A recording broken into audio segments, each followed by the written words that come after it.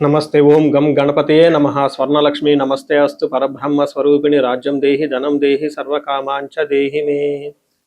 స్వర్ణలక్ష్మి అమ్మవారు ప్రతి ఒక్కరికి చక్కగా బ్రహ్మ జ్ఞానాన్ని ఇవ్వాలని, తద్వారా ప్రతి ఒక్కళ్ళు చక్కగా నవ్వుతూ హ్యాపీగా ప్రతి దాన్ని ఎంజాయ్ చేసే విధంగా ఉండాలని చెప్పేసి మనం అమ్మవారిని కోరుకుందాం. అంతేకాకుండా ప్రతి ఒక్కళ్ళకి చక్కగా రాజ్యం దేహి నాయకత్వ లక్షణాలని, ఒక అధికారాన్ని, పవర్ని, అథారిటీని అమ్మవారు ఇవ్వాలని, అలానే ధనం దేహి ప్రతి ఒక్కళ్ళకి విపరీతమైన ధనం ఇవ్వాలని, ఎక్కడుంటే అక్కడ ధనం ఉండాలని, ఆఫీసుల్లోనూ బ్యాంకుల్లోనూ ఇళ్లల్లోనూ ధనం శుభ్రంగా నింపుకొని ఉండాలని చెప్పేసి, అంతేకాకుండా సర్వకామార్థ సిద్ధి అనుకున్న పనులన్నీ అనుకున్న విధంగా అమ్మవారు ఇమ్మీడియట్లుగా నెరవేర్చే విధంగా మన అందరినీ ఆశీర్వదించాలని, అందరూ చక్కగా ఉండాలని చెప్పేసి అమ్మవారికి నమస్కారం చేసుకుంటూ, దానికి ముందుగా గణపతిని మనకి ధనాకర్షణ శక్తిని ప్రతి ఒక్కరికి ఇవ్వాలని చెప్పేసి మనం కోరుకుందాం.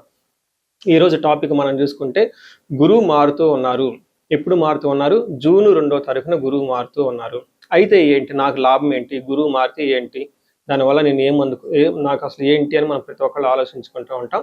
గురువు వచ్చేటప్పటికి 5 రకాల 6 రకాల ముఖ్యమైన పనులు చేస్తూ ఉంటారు. గురువు చాలా రకాల పనులు చేస్తుంటారు. ముఖ్యమైనవి మన ఇండివిజువల్ లైఫ్లో మనకి ప్రభావం చూపించేది ఫస్ట్ వచ్చేటప్పటికి ధన సంపాదనలో ఐశ్వర్యం కావాలంటే గురువు యొక్క అనుగ్రహం మనకు ఉండాలి. రెండోది సంతానం, పిల్లలు చక్కగా ఉండాలి, వాళ్ళు చదువుకోవాలంటే గురువు యొక్క అనుగ్రహం మనకు ఉండాలి. తర్వాత మనకి జ్ఞానం, అద్భుతమైన జ్ఞానం మనకు ఉండాలి. ఓకే, మనం చేసేది మంచినా చెడునా దాని గురించి లోతైన అవగాహన ఉండాలి. మనం చదువుకున్న జ్ఞానం మనకు ఉపయోగపడాలంటే గురువు యొక్క కృప మనకు ఉండాలి. అంతేకాకుండా ధర్మచింతన, మనం ఫాలో అయ్యేది కరెక్ట్ మార్గంలో ఉన్నామా, లేదంటే సన్మార్గంలో ఉన్నామా, లేదంటే తెలవకుండా వేరే మార్గంలో ఉన్నామా, రాంగ్ గైడెన్స్లో ఉన్నామా, రాంగ్ ఇన్ఫ్లుయెన్స్తో ఉన్నామా, ఇలాంటి యొక్క అన్ని విషయాలు మనకి గురువు ద్వారానే తెలుస్తుంది.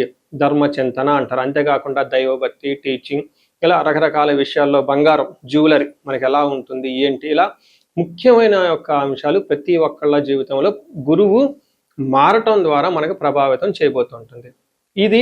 అయితే ఈ గురువు మార్పులో ఇంకా 2-3 ముఖ్యమైన ఇంపార్టెంట్ పాయింట్లు తెలుసుకోవాలి.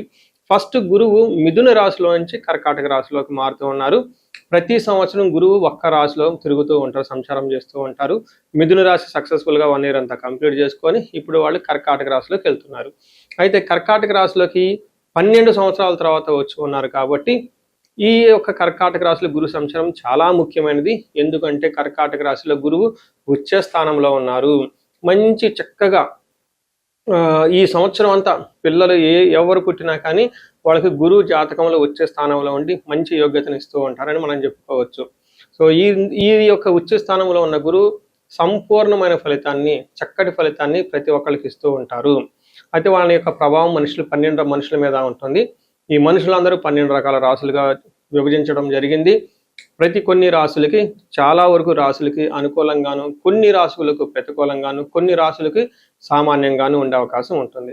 ఇప్పుడు మనం గురువు ప్రతి ఒక్కళ్ళ రాశులకి మేష నుంచి మీన వరకు ఎలాంటి ఫలితాన్ని ఇస్తూ ఉంటారు, ఆ ఫలితాలను మనం ఎలా ఎంజాయ్ చేయొచ్చు, ఇన్ కేసు ఫలితాలు కనుక సరిగ్గా వాళ్ళకి అనుభవంలోకి రాకపోతే ఏం చేయాలి, అలానే కొన్ని రాశులకి ఖచ్చితంగా ప్రతికూలమైన పరిస్థితులు ఉన్నాయి, ఎలాంటి ప్రతికూలమైన పరిస్థితులు ఉన్నాయి, వాటిని తప్పించుకోవడానికి మనం ఎలాంటి పరిహారాలు చేసుకోవాలి అనేది కూడాను 12 రాశుల వైజ్గా ఆ రాశికి ఎలాంటి ప్రభావం ఉంటుంది, దానికి మనం ఎలాంటి పరిహారాలు చేస్తే చక్కగా ఉంటామో కూడా మనం ఈ వీడియోలో మనం చక్కగా తెలుసుకుందాం. కన్య రాశి ఈ గురువు యొక్క సంచారం వల్ల బాగా లాభపడబోయే రాశుల్లో ఒక రాశి కన్య రాశిని మనం చెప్పుకోవాలి. జనరల్గా కన్య రాశి వాళ్ళకి బాగుంది. 2026లో నేను రాశి ఫలాల్లో కూడా చెప్పాను, ఉగాది రాశి ఫలాల్లో ఏ విధంగా గురువు వీళ్ళకి చక్కగా మంచి శుభం చేయబోతున్నాడో చూద్దాం. ఫస్ట్ మన మహర్షులు సంస్కృతంలో గ్రంథంలో ఏ విధంగా వివరించారో చూద్దాం.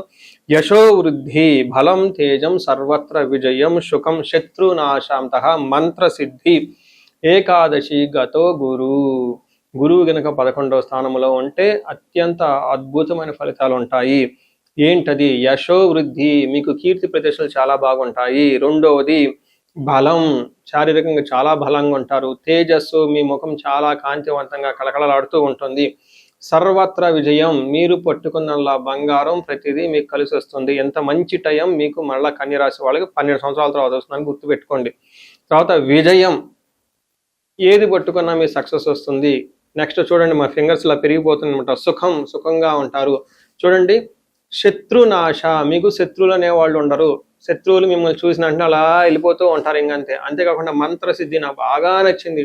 మంత్రసిద్ధి, ఇప్పటి వరకు మీరు ఎవరైనా గనక మంత్రానుష్ఠానం చేసి ఉంటే, దేవతల అనుగ్రహం మీకు కలగలేదు అనుకుంటే ఇది బెస్ట్ టైం. మీరు విష్ణు సహస్రనామం తీసుకోండి, లలిత సహస్రనామం తీసుకోండి.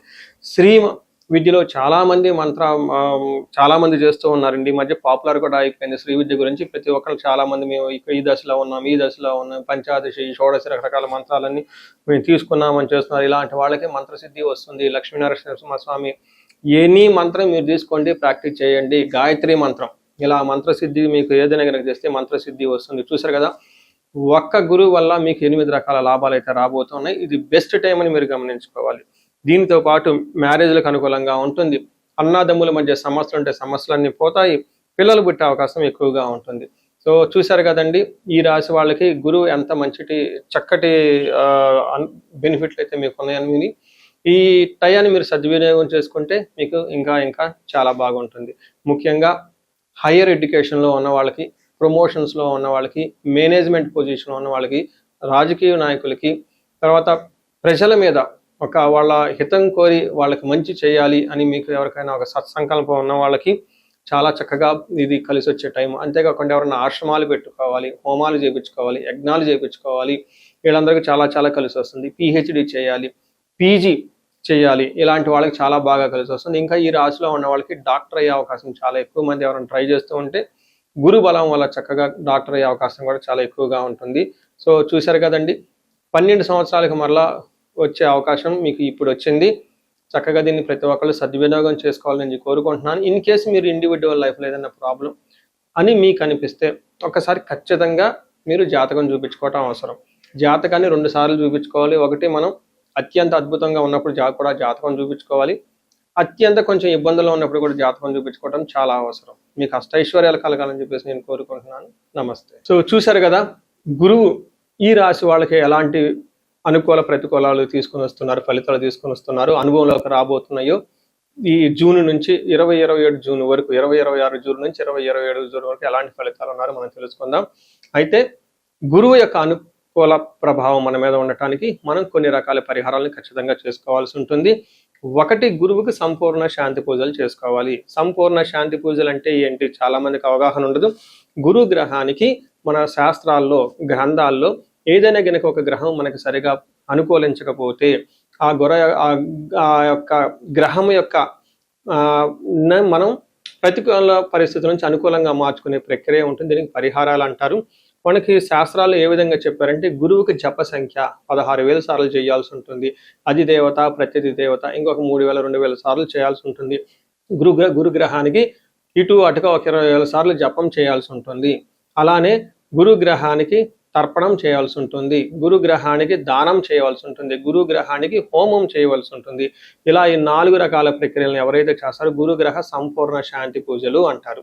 అయితే ఇండివిజువల్గా వాళ్ళు చేసుకోవటం కష్టం కాబట్టి సద్బ్రాహ్మణుల్ని, దేవాలయాలు ఉన్న పండితుల్ని, లేకుంటే గురువు యొక్క మంత్రాన్ని తీసుకొని వాళ్ళు కొన్ని లక్షల సార్లు, వేల సార్లు ఉపాసన చేసి చక్కగా సాధన చేసిన వాళ్ళ దగ్గరికి వెళితే ఆ మంత్రం వాళ్ళ ద్వారా సిద్ధించి గురువు యొక్క అనుకూలం మీకు అనుకూలంగా ఉంటుంది. ఇది కాకుండా గురువుకి సంబంధించిన దేవాలయాలు అంటే మేధా దక్షిణామూర్తి కానివ్వండి, లేదంటే హయగ్రీవ సంబంధించిన దేవాలయాలు చక్కగా విజిట్ చేయటం చాలా మంచిది. ఇంకా ముఖ్యంగా గురు గ్రహం యొక్క శాంతికి మీరు ఆశ్రమాలు చక్కగా విజిట్ చేయొచ్చు. భగవద్గీత, పురాణాలు, వేదాలు, వేదాంతాలు, ఇలా యాన్షియంట్ స్క్రిప్చర్స్, పురాతనమైన గ్రంథాలను తెలుసుకొని అర్థం చేసుకుంటే చాలా బాగుంటుంది. గురుగ్రహ శాంతి గురించి ఇంకొకటి ముఖ్యమైనదంటే, మీకు చదువు చెప్పిన గురువుల్ని వాళ్ళ దగ్గర ఆశీర్వాదం తీసుకోవడం చాలా ఇంపార్టెంట్. సాధువుల్ని, తర్వాత మీ ఇంటికి ఎప్పటి నుంచో అనాదిగా ఉన్న పురోహితులు, బ్రాహ్మణులు, వాళ్ళు మీకు మంచి చెడు చెబుతుంటారు. అలాంటి వాళ్ళని మీరు సత్కరించడం, గౌరవించటం, వాళ్ళకి దక్షిణలు ఇవ్వటం, ఇవన్నీ చేస్తే గురువు యొక్క గురుగ్రహం యొక్క అనుకూలం మీకు అనుకూలంగా ఉంటుంది. అంతేకాకుండా గురువు యొక్క అనుకూలమైన పరిస్థితులకి మీరు గురువులకు సంబంధించిన దత్త చరిత్ర చదువుకోవటం ఇంకా చాలా బాగుంటుంది. ఇంకా మీరు ఆశ్రమాలలో కనుక కొన్ని రోజులు కనుక టైం స్పెండ్ చేయగలిగితే అక్కడ యోగా చేయటం, మెడిటేషన్ చేయటం ఇవన్నీ చేస్తూ ఉంటే గురు గ్రహం యొక్క బలం పెరిగి ఇప్పటిదాకా మనం చెప్పుకున్న పరిస్థితుల్ని చక్కగా ఇంకా మంచి అద్భుతమైన రిజల్ట్ వచ్చే అవకాశం ఉంటుంది. ఇన్ కేసు ప్రతికూలమైన పరిస్థితులు ఉన్నా కానీ ఆ ప్రతికూలమైన పరిస్థితులను అధిగమించి చక్కగా లైఫ్ అంతా ముందుకెళ్ళడానికి ఎంతో అవకాశం ఉంటుంది. ఈ సంవత్సరం ఈ గురువు యొక్క కర్కాటక రాశిలో ఉన్నంత వరకు 12 రాశుల వారికి చక్కగా అష్టైశ్వర్యాలు కలగాలని, భోగభాగ్యాలు కలగాలని చెప్పేసి చక్కగా ఉండాలని చెప్పేసి నేను కోరుకుంటున్నాను. నమస్తే.